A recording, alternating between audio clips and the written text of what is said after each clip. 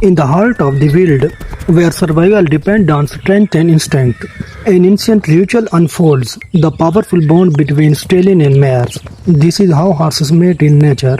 In the wild, horses lived by instinct and harmony. A powerful stallion lead is held, protecting mares from rivals and guiding them across the land. But when it comes to reproduction, nature has written a fascinating script, a mix of timing, trust, and survival that ensure the herd's future. The real decision maker in this process is mare. She controls when mating can happen. Every 3 weeks during spring and summer, mare enter a period called heat or stress. Their bodies signal that they are ready to conceive. Signs are subtle but clear, lifting the tail, frequent urination, and a calm receptive stance.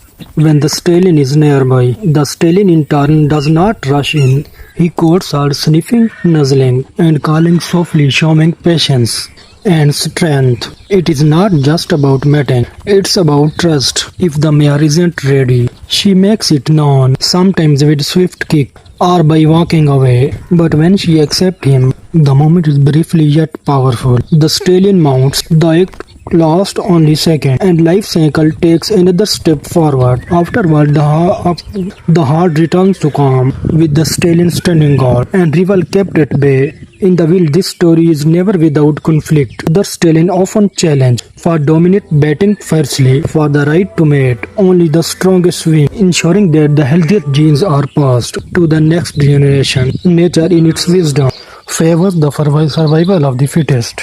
So the mating of stallion and mares isn't just an act of reproduction. It is dance of instinct, timing, and natural balance. From the mare's quiet signal to the stallion protective strength, every detail is part of nature design to keep wild horses thriving generation after generation.